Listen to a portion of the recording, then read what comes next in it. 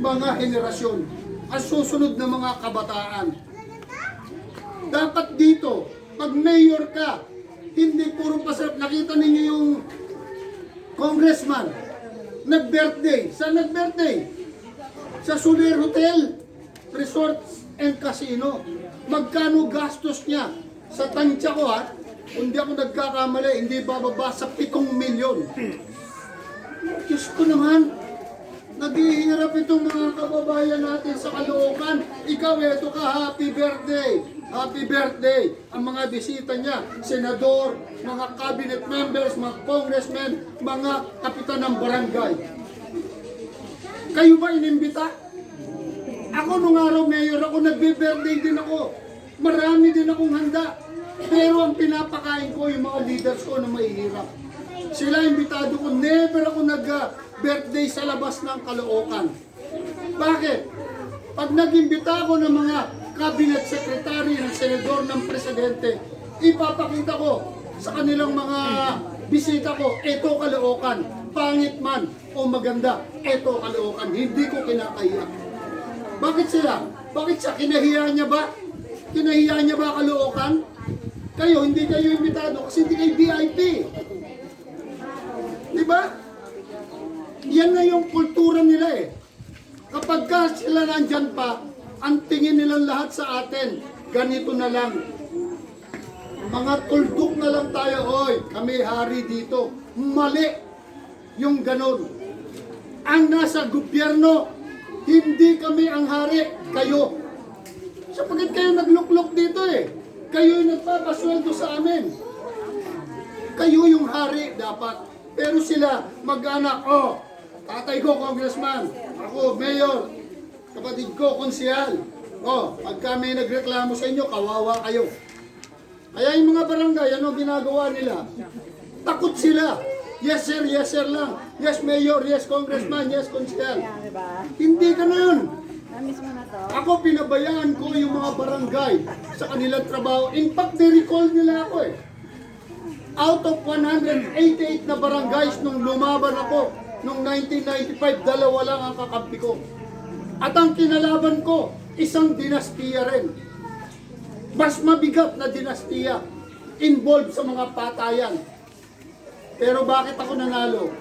Sapagkat nagsalita ang tao. Kinanti ng Diyos ang utak ng mga tao, pati puso nila. At ako'y naniniwala sa halalan na to, kakantiin ulit ng Diyos ang puso at isipan ng mga mamamayan para kay Trillanes. Kailangan natin ng bagong mayor. Ako kung ayaw nyo sa akin, okay lang. Kung gusto nyo pa rin iluklok yung nakaupo, okay lang. Pero yung mayor ko, ipanalo natin. Kailangan natin ng bagong ama. Kailangan natin ng pagbabago sa Caloocan. Ako po, napapagod lang ako dito na nagkakampanya ako. Sa totoo lang, gusto ko nang iwanan ng Caloocan ito mga kinukuha po akong kandidato sa Pampanga sa San Simon. Wala akong gagastusin, babayaran pa ako. Pero tinanggihan ko. Alang-alang sa inyo, nakakita ako ng pag-asa kay Senador Trillanes. Kaya please lang, ha? Kung meron pang natitirang sa puso natin at sa isip natin na, oo nga, 50 taon sila pa rin ang upo. Kawawa tayo. Napakayaman na nila, tama na yun. Hindi ko maintindihan bakit busog na. Kain pa ng kain, laklak pa ng laklak. Diba? Samantalang yung mga anak nila, kayo, mga anak kayo eh. Anak kayo nung punong lungsod. Kayo ba ay nakakakain ng sapat? Yung lulutuin nyo ba ngayong tanghali? Masasabi nyo okay na. Pagkaubos pa mamayang gabi, ano na naman kaya ipapakain ko sa pamilya ko? Ganyan tayo lagi mga Pilipino ngayon eh. Yung susunod, kaya ako po, hindi namin inintindi yung pinamimigay nila ngayon na para ngayon lang. Namimigay sila ng bigas, namimigay sila ng dilata. Okay, pero para ngayon lang. Baka sa maghapon, magkasyan, paano bukas? Paano sa susunod na araw? Wala. Kaya, kailangan natin ng pagbabago. Kami po, pagtutulungan namin ni Senador Trillanes, para sa pagkakakitaan ng mga mamamayan, para sa pagunlad ng Caloocan gagawin namin, hindi para sa 5 kilong bigas na hindi naman ninyo makain. Okay, nakatanggap na kayo siguro ng iba ng 5 kilong bigas. Nung lulutuin nyo, puro bukbok. Di ba? Ayaw ko manira. Kami, nakakakuha rin si Senator Trillanes ng tulong mula sa Malacanang. Pinamimigay, pero makakain nyo naman yung binibigay ni Senator Trillanes kahit 2 kilo lang. Pag natin busugin ngayon ang ating tiyan, busugin natin ang ating puso, ang ating isipan sa paniniwala na kailangan natin ng pagbabago. Maraming salamat po.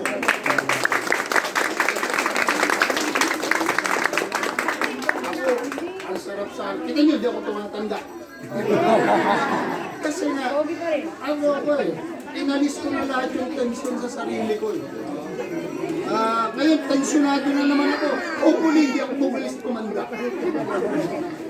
Ay, kaya ilang taon na ako kayo? Nagkaedad tayo. 71. Kita mo. Ako naman, hindi ko pinagyayabang. Macho pa rin naman. Karate. Kasi nga, may disiplina ako eh. At ako gusto ko, sabi ko nga sa mga kandidato namin, sa mga magiging leader, gusto ko isuot natin laging puti. Bakit puti? Kasi ang puti mahirap i-maintain. Ito yung pagkatao natin. Laging nakikitang malinis. Pero pagka orange o kaya verde suot, marumi na, hindi pa natin nakikita. Sir, isa ka, sir. Pero kaya hindi naman yan. Yari ka, Balbon. At saka kailangan, yung inuloklok natin, yung may pagmamalaki natin, yung may pinag-aralan. Ngayon kung hindi ko naman sila sinisiraan, ilabas nila mga diploma nila. Yung mga nakaupo, tingnan natin kung ano natapos nila. O yan, ito, eskwela ko to. Sa Usmeña, nung high school. Ako, kaklase ko si Joey Lina. Ako'y nasa journalism. Ako'y nagtapos na salutatorian. Kasi hindi ako nahihiyang ipagmalaki yung aking educational background. Sa pamantasan ng lungsod ng Maynila ako nag-aral. Kaya isa sa ginawa ko dito sa Caloocan, nagtayo ako ng University of Caloocan. Ako po nagtayo niya, hindi sila. Kaya yung mga anak ninyo, sabihin ninyo, gusto ko gawin para pamantasan ng lungsod ng Maynila yan. Maging magagaling ang mga kabataan. At yung mga magagaling na kabataan na magtatapos, yun ang gusto kong mamuno sa Caloocan. Hindi kami. Yung susunod na henerasyon na.